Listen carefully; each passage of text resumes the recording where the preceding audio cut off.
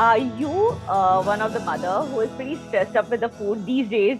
Food maybe of your kid or of your family. It's a matter of concern for many of us, right? So being a mother, it always is a matter of concern for me when it comes to what should be done for a kid, what should be done for the family. Then watch this video till the end. Hi, it's me, Dr. Tarul, a lucky daughter of doctors, a wife of a supportive husband, a mother of a 7-year-old son, a medical college teacher and a consulting physician for more than a decade, and now turned stress resilience coach just for mothers to help them move from frustration to freedom so that they can break generational traumas and live a happy, healthy, successful, and a stress resilient life. Today I have with me none other than Dr. Silloo Patel, ma'am, who will be addressing on all the issues that we have regarding food, especially for the mother.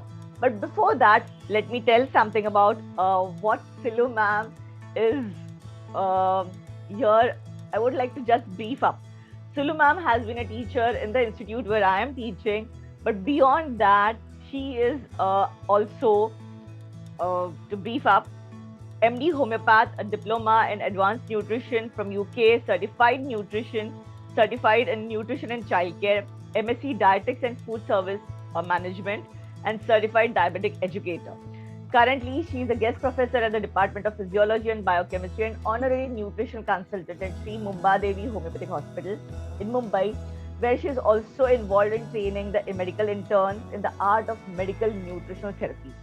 She is also a visiting faculty to teach physiology at Sophia College of Women at the basic nutrition course, diet training trainers course, and also teaches at Nirmal Niketan, the third year BSc and postgrad nutrition food. So, ma'am has a goal, a very specific and a very clear cut goal to mix her medical knowledge and background with her passion for food and nutrition to provide a holistic nutritional solution for medical elements of all sizes. And now, this is so very right, I would say, because she is my go to ma'am whenever I feel I have some doubts I'm dealing with in the college. Here with you, ma'am. Would you like to tell us about your passion to move from homeopathy towards nutritional sector, which is so very different? Could you Yeah. brief us about that? So to start with, I have qualified as a homeopath. I love homeopathy, take homeopathy, but don't practice it. So I have been teaching for since 85. Wow. So that makes it Oh, that's 37 nearly years. 40 years, nearly 40 years. Yes. And I've been teaching physiology. Now, physiology is, normal functioning of the human body. Yes. And to be normal, you need fuel, and your fuel is nutrition. And over the years, I realized that they don't teach nutrition in the medical college. They don't. They don't. It's not. As a matter of fact, my dissertation for the master's was to find out what nutrition knowledge the students had, the interns had, which was quite lacking. And looking at all the past research in that topic, there were like many studies done by a lot of doctors and nutritionists saying they should teach nutrition to doctors, which is a very lacking part of our education. Anyways, so being aware of all this, then I decided I must do something in nutrition to add up to my physiology, because when you have a normal body, you need to fuel it in a normal, healthy way to keep it healthy so that you don't go into pathology. And so I did my diploma from UK, which was an online course, which is like an Acreed Accredited course. So you're registered as a dietitian there. But then I didn't want to practice there. I want to practice here. So I did my master's in dietetics and food service from IGNOU, which is the Open University of the government. I did my internship from Rich Candy Hospital with the dietetics in the diet department. I was very fortunate. Being a doctor, I was put in my 3 months there. I was in the ICUs. Wow. So I had a great time during the internship because I really learned a lot in the ICUs. So I used to do the rounds with the chief dietitian at that time. Wow. So, ma'am, this So, actually being May month, which is where we are going to celebrate Mother's Day, I would want you to tell something that you might have seen in practice about the diet or the nutritional status of the mothers. um, let's say that it's a different game from the time you're growing up. When you become a mother, your whole game changes. It's a game changer. And your priorities change. So you need to then start thinking about not just yourself, but for your child, for your family. And it's a stressful time because there's so much information out there, some of it good, some of it bad. But if you don't know how to separate the good and the bad, you get into trouble. So it is important to go and learn about nutrition, the basics at least, in a good way. And a lot of mothers, when you are pregnant, I always call the fetus a parasite. Sorry. It is a parasite. It will take from the mother because that's nature and leave the mother deficient. For which reason the mother has to be aware that she should make more, sorry, sorry. So the mother has to be more aware about her nutrition because if she is healthy, she can keep the child healthy, she can have a healthy pregnancy, and she can have a healthy lactation, and she can have a healthy child. Also, she should be aware of what to feed the child and herself. Very important. Yes, here actually is a very tricky thing. During pregnancy, I feel most of the mothers will be taken care of by their in-laws or by their parents or by people and colleagues around also, with regards to what they want, what they should be eating, what they should not be eating. But just post-delivery, maybe few months after that, it is very difficult for a mother to take care of her nutritional status along with the kid and along with the family, especially taking into consideration all the traditional foods that they have been told to cook, eat, and the timings. So there are lots of problems which I have encountered when it comes to managing or seeing the patients, which I'm so sure you also, I have been referring the same Yeah. patients to you also. Yes. So I feel, is it important for mother just to keep the restriction of healthy diet only during pregnancy or beyond that also? Definitely beyond that. Beyond that. Definitely beyond that. But then, isn't it going to be very stressful for a mother to take care of her nutrition and manage the food habits of family and kids? Let's put it this way that when the pregnancy time, there are a lot of traditional foods which are eaten, which are good for her to build up her reserve. Those foods are not eaten after that. There are again lactation foods that are also taken care of, usually by the elders in the family. But beyond that, the mother then starts to get on her own. At which time it is important for the mother to be aware that 6 months down the line, child has to start weaning. And that is the time where she really has to start looking at her nutrition. Okay. And So she has to understand the diet requirement yes, for not just her kid, but for herself as well. that's right. That's right. So That's right. is her nutritional need at par with the nutritional need of the kid? Matlab, does she have to Mm, go out of the way to make something separate for her? Which not really. Not really. So basically, you start weaning the kid with foods that you're going to eat. So if you're having dal and rice, take the dal out before you put in the tadka. Take out a little rice for the child, put in a little extra water, cook it up a little more so it's become softer. So you need to cook for everyone, but take out the child's portion before. And remember, the child is going to eat very little at that time. You know, a 6-month-old to a 1-year-old eats very little. So if the mother is working, well, by the time 6 months, the mother may have gone back to work. So at that time, it's important for her to learn that, abroad you have all these ready foods in little bottles, right? It makes it easier for the mother. You can do the same at home All you need to buy are small stainless steel boxes.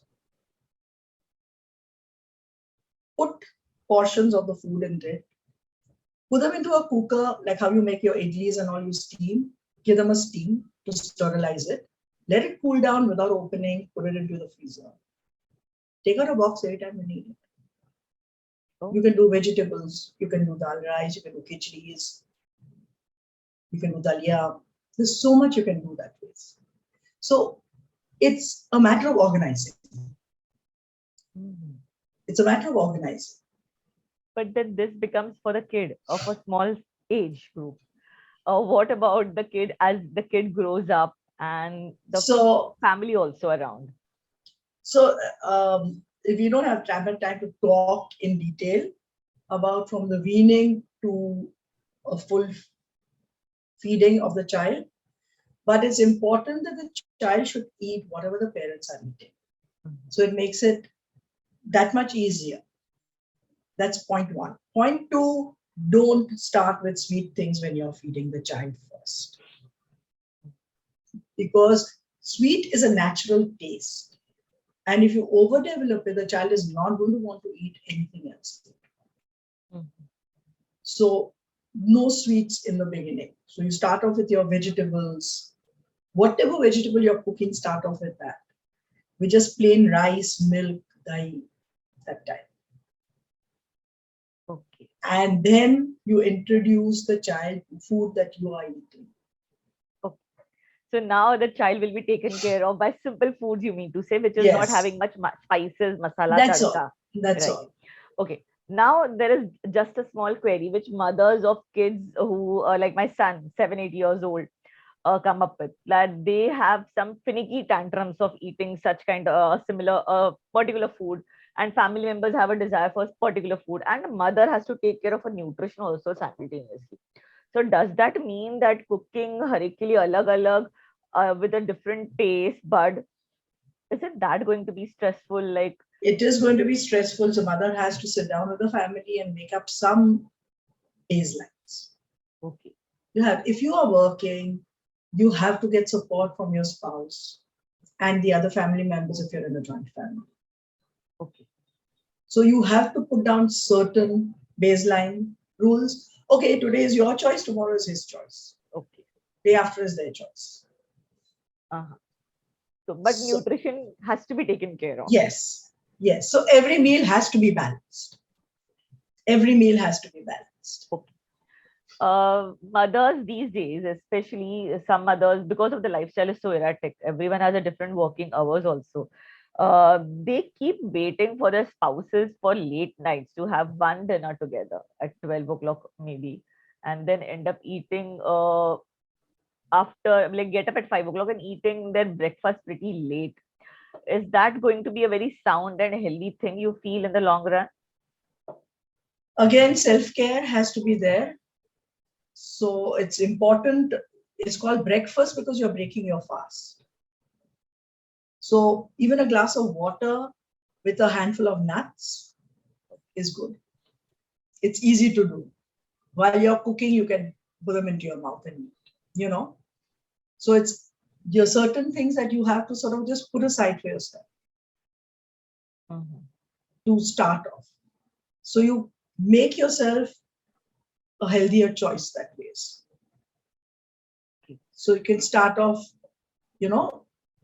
eating a handful of nuts. If you don't want too much, if you're still hungry, you can add in a handful of roasted chana, chana. But breaking the fast is important. Yes, breaking the fast is important. A lot of mothers after that, if they have diabetes in pregnancy, will go into diabetes with the stress otherwise. At a later point of time. Yes. Okay. So it's important for them to break that fast. So meaning food, if properly taken at the right point of time in the early age group, would prevent from a lot of non-communicable diseases. Definitely. Okay. So meaning the breakfast in the morning, the lunch, the evening snack, and the dinner has to be had at proper time duration. So is there anything that since as a mother, because even I resort to hunger pangs in the evening hours, what do you think if busy mothers are around? What should they do to manage their hunger pangs in the evening hours? Because this is One, eat before you leave work. in the evening hours. Usually in the evening hours. So at least for our work, towards the end, we always have that little 15, 20 minutes. Keep a little extra box with you. Okay. Okay. Second, keep healthier snacks at home. Khakra, sinchana, fruits. Okay. Keep healthier choices. So you don't want to eat vada pav and all. If you like your tikha chivdas and all. Yes. So eat your tikha chivdas. I'm not saying no, but mix them up. Like take a tablespoon of the tikha chivda because it's got spice and it's got a lot of oil and salt in it, which is not good for you. Mix it with just kurmura. Put in a handful of roasted chana, a handful of roasted singdana, and you're good to go. I think it's a matter of training your taste buds also. Yes, it's a matter of training your taste buds. So you get that little chatpata of this, your farsan at the same time, making it a little healthier. Have a fruit with it. Yes, fruits. Ma'am, what do you think? Because most mothers end up into eating the food which is left over of their kid generally and eating their own food from their own plate. Do you think it's a healthy practice to be followed? Definitely not. Definitely not. If you can, first of all, train your child. You're the mother. He has to take and eat whatever is on his plate. Okay. So give them like smaller servings. If he wants more, he can take more. So he doesn't waste it on his plate. That's one thing. And then it's always better to throw it away, then sit and eat it yourself.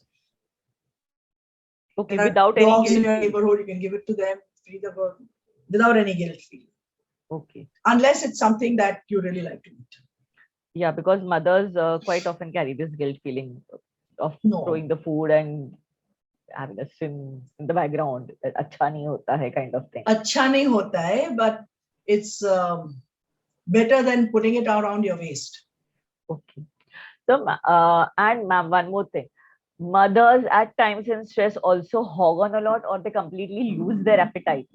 Now, is there something that can be just done to understand that a particular mother is in stress and that could be one of the reasons why she's behaving like that? So there's something called mindful eating. I don't know if you ever looked at that. So mindful eating basically is eating according to your body's needs and what your body is telling you to do. So if you're doing mindful eating, you make a practice of it. You'll find that you will not have these sort of hunger pangs and swings in appetite. Okay, but at the same time, and still like there are times when like children are not well, there's homework to be done, you're running around doing 10 things and you forget to eat. Yes, it happens. So yeah, so when you do remember to eat, first drink a glass of water. Okay. Because a lot of your hunger and this sort of wanting to gorge is thirst, not hunger. Oh. So first hydrate your body. So there is enough digestive juices coming out. And then go to eat. Oh. So quite a lot. So, ma'am, one more thing. I mean, like, since we as homeopaths end up asking a lot about the case, there are few patients who say that after change in the marital status, they have changed their families, dietary habits have also changed, and perhaps that could be one of the reasons for their weight gain, and they having childbirth as one of the reasons for their weight gain. How do they start or how do they manage a healthy lifestyle while not disappointing anyone else? Very difficult. So it all depends. You have to do individual case to case. It's very difficult to generalize. Okay. again, it's marriage is not a sacrifice. Marriage is a compromise. Oh, could you please elaborate on that with regards to food, I mean to say? So basically, you are a modern person. You don't need to sacrifice your wants and likes for the whole family. Compromise, adjust, but keep your identity. So because even I think even that could be an area of stress, right? Eating a particular thing that you don't like. exactly. Um, So as I said, it's a matter of dialogue. It's a matter of talking to people and, coming to an understanding. okay. Teach them to enjoy what you used to enjoy before. So it's a matter of adjustment. And accepting that whatever you have been eating was healthier food also. That's so nice, because not many mothers end up continuing to eat what they had eaten at their maternal house. They completely change the lifestyle, adapting to a newer lifestyle, and in the bargain, because they don't like most of the eating habits, eating timings, they fall sick, and half of their body stress comes up from there. So as I said, it's a matter of knowing that you have to compromise, but don't sacrifice yourself. It's a catch-22 otherwise. Because if you're going to be sacrificing yourself all the time by giving in to everything, you're not going to really be happy. So now this is something very contrary to what has been the old age saying, like, where they say that if there are 4 pieces of pie on a plate and there are 5 members, the mother will always say that she never wanted the pie, so everyone can have it, whereby she's sacrificing, saying, yeah, I mean, that was the saying earlier time. That was the olden day saying, yes. So this is completely contradictory. So, see, you are no longer in the olden days. In the olden days, the mother wasn't working. Yes. They were staying at home. They were not independent. They were not equal earning members. All that you have to understand has to change. So the eating habits, lifestyle should not be the ones which are blindly practiced from the generation. I mean, if you're working, you can't expect your family to get the family should not expect to get a thali every night. It's like a whole you're not going to have the time to cook a whole thali. Not practically possible. Exactly. Especially while you're maintaining, especially while a mother is maintaining her own physical health, mental sanity, it's pretty difficult if she goes around doing everything. You can't do everything for everyone. You can't do everything for everyone. Very big message, ma'am, I would say. So, like, wherein in every Indian household, I feel every mother is expected to cook to satisfy everyone's hunger, to be the delicious chef, and have an answer for every occasion, making the bestest, choicest. You're talking a very unrealistic expectations, and that causes stress. Yes, because that is what most of the mothers are like. Ye festival hai, this has to be made. This festival is there, this has to be made, no matter how stressed up. Puran poli banao, ye laddu banao. Abhi winter aaya, dink ka laddu banao. Gur papdi banao. No, you can buy those things. Simple things for mothers. So they have to learn. Yes. Ma'am, do you have any quick hacks for mothers to manage their health with good food? On the go, some things. Sprouts. Why specifically sprouts?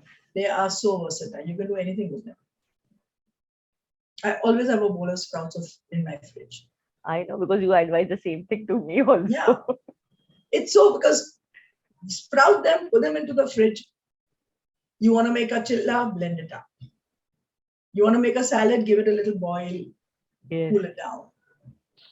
Your child likes bhel, make him a sprout bhel. Versatile. Versatile. Nutritious. If you haven't had time to go and buy a sabji, just make it into a sabji. Wow. That's something that mothers should take it with them. Yeah. If they have to maintain their own health, the kids' health, and the family members' health as well. Yeah, it's really good. It's a very easy thing to keep and have, all the time. It's versatile. Okay. Ma'am, what would be your advice to the current multitasking moms who are working, who are with the joint? Organize. Make a list, plan your menus from before. Okay. Plan a menu that can be multiple. Meaning? So start, learning to use your leftovers. So you have sabji leftover of today, blend it up and make a thepla tomorrow. Oh. It's very tasty, the thepla then. Recycling, actually. Recycle. So in a way, we are also being very careful about the Mother Nature's gifts to us. Yes. We are careful with the Mother Nature also, preserving all the varieties, natural resources, and this mother is also being taken care of. Absolutely. Same. The other quick and good hack is dahi. Keep curds in your fridge always. Irrespective of winter. Yeah, you can use it in cooking. You can make curries. You can put it into your atta when for your child. So instead of using water when you're making your dough, use your curd. It gives a nice flavor and at the same time it increases the nutrition. Oh, simple things, not actually taught even to us as medicos. And I think they're not even told and conveyed by chachis, masis, and mothers and dadis. So when you're traveling, they make puris with milk. Is it? Yes. You ask your older people. When they used to travel in the olden days, when they did not have fridges and all, puris and chapatis were made with milk. It actually acts as a preservative. It preserves them longer. Oh, wow. And it also increases your nutritional value. So you have like a puri or a paratha and you have like taken dry chutney with you. It's non-spilling, easy to pack, and it gives you your proteins and your cereals together. Ma'am, this is a gold, I think. Not many mothers these days are quite aware about this simple thing. So it's basically, more awareness is needed. Yes. It's more awareness is needed. That there are ways to do things. It's like your child does not like vegetables, blend them up and put them. Give him one day green chapati, next day give him orange chapati. Gajar, palak. I love it. I love these things. Then and make him roll it. Say, see, lovely green color. Now let's see. I will make one chapati, you make one chapati. Keep an extra balan. Involve them in the food.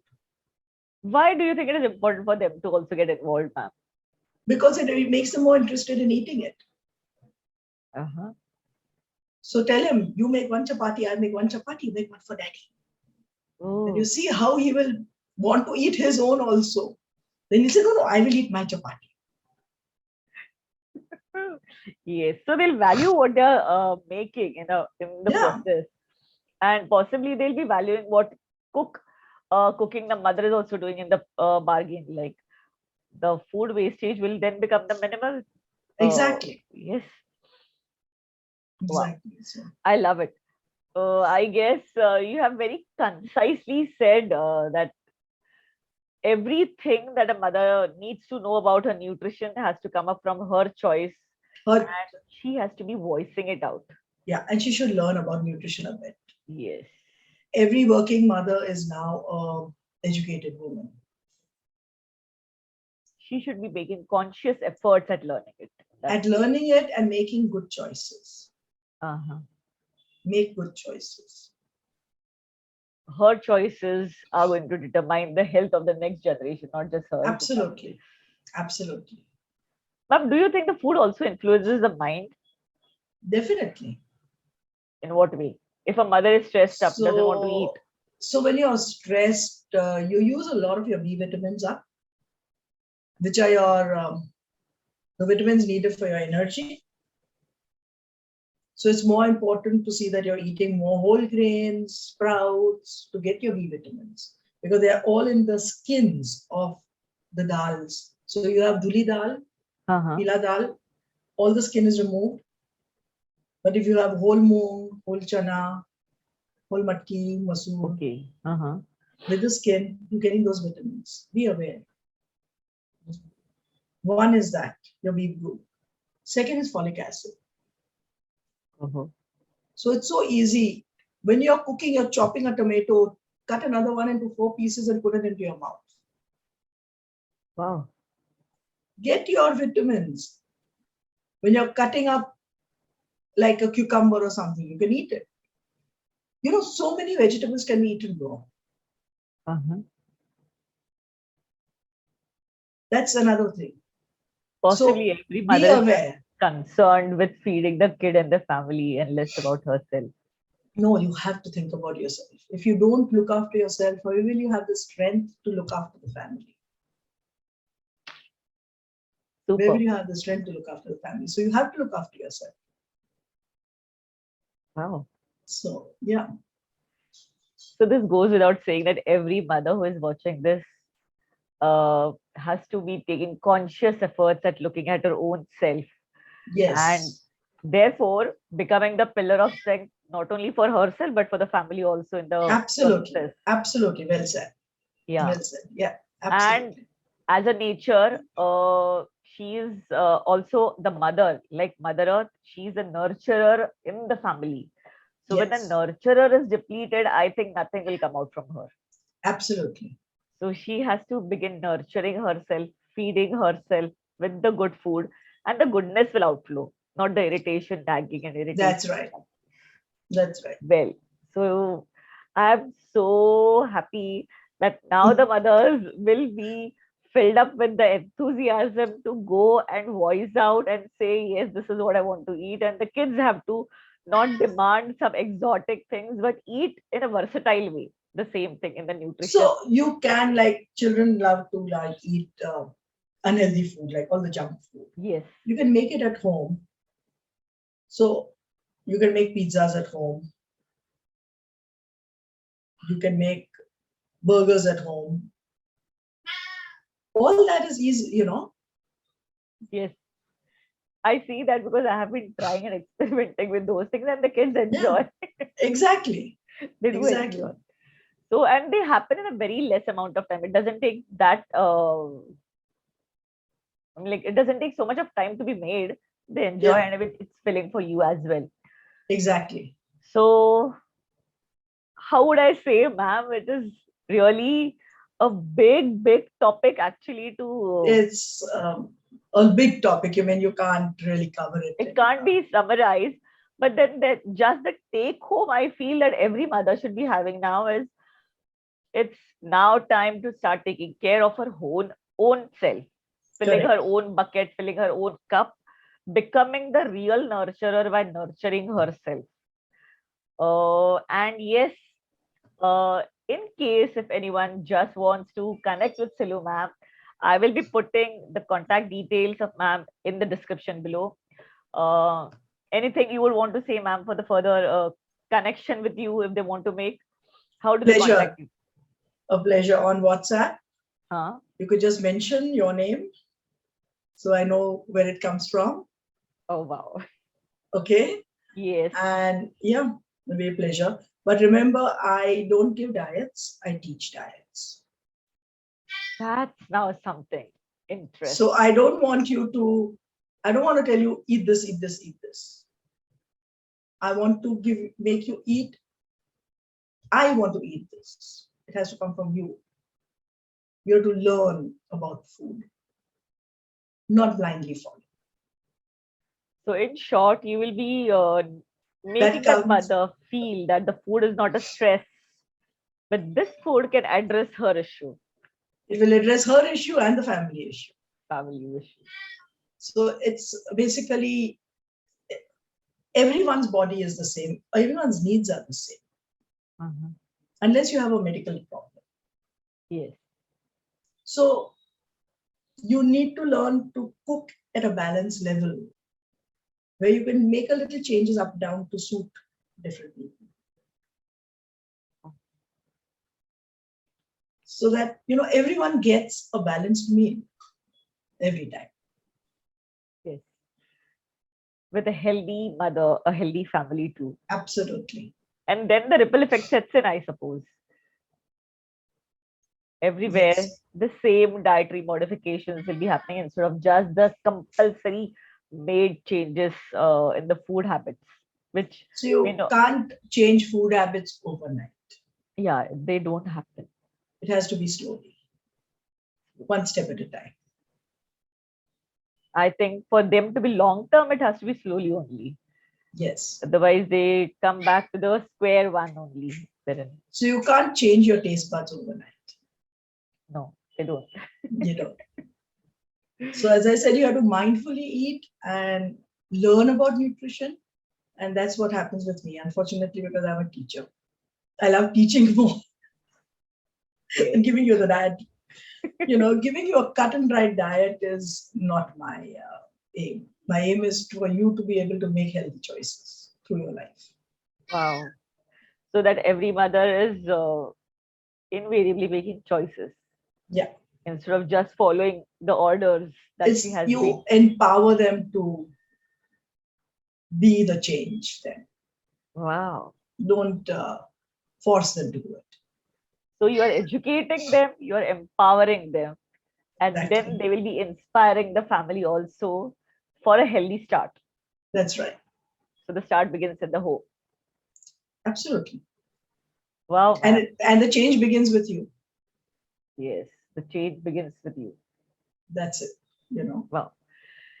Ma'am, it's so nice speaking with you over this topic. I wish if we could have a more elaborate discussion, but the discussion will go on and on. I think time is the limit now. Yes, time is the limit. Nevertheless, heartfelt gratitude for taking out time to convey all this knowledges which the mothers were deprived of. Actually, I feel not many are aware that they should be having a choice even in the food areas, not just in other areas. So thanks. I hope the mothers take away something from this thing. And whatever you have learned, please do mention in the comments below. We would like to hear from you. Till then, thank you. Have a happy learning. Yeah. Thank you. Thanks for calling me here. It's been a pleasure. I enjoyed it. Thank you, ma'am. Thank you. See you. Thank you. Bye. Bye. Bye.